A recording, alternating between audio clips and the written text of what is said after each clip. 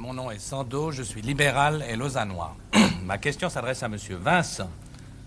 Monsieur, selon votre tract, votre but, qui est l'instauration du socialisme en Suisse, ne sera, je cite, jamais atteint par la prétendue paix du travail.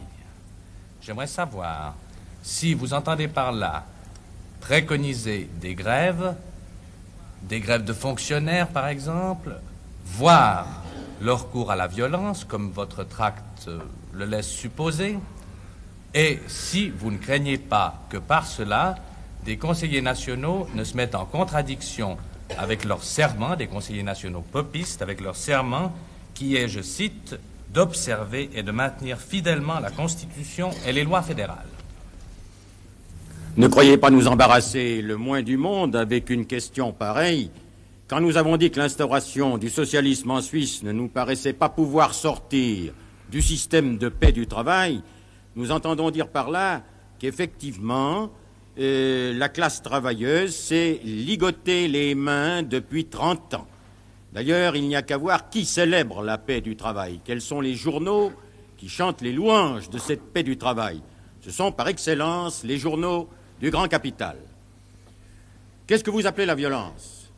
Et nous nous souvenons, nous, que historiquement, en Suisse, le peuple a conquis certaines de ses conquêtes fondamentales, par exemple la journée de 8 heures, et également la représentation proportionnelle au Conseil national, autrement que par la paix du travail. Nous ne souhaitons nullement des affrontements sociaux virulents, mais nous pensons en effet que les travailleurs ne doivent pas se priver de cette arme que constituerait éventuellement la grève. On pose la paix du travail dans notre pays comme une espèce de religion à laquelle on rend un culte. Nous voyons que dans tous les autres pays capitalistes, y compris celui qui est la Mecque du capitalisme, les grèves se succèdent assez fréquemment et apportent souvent des succès assez considérables aux travailleurs. D'ailleurs, j'observe que même les fonctionnaires fédéraux, dans une circonstance récente, n'ont pas exclu la possibilité d'une cessation de travail. Maître Sando, êtes-vous satisfait? Je constate que M. Vincent n'a pas répondu sur la question de la violence et votre tract laisse entendre qu'en cas de violence dont vous seriez l'objet, vous recourriez à la violence. Je constate que vous décideriez vous-même à partir de quel moment vous auriez le droit de recourir à la violence.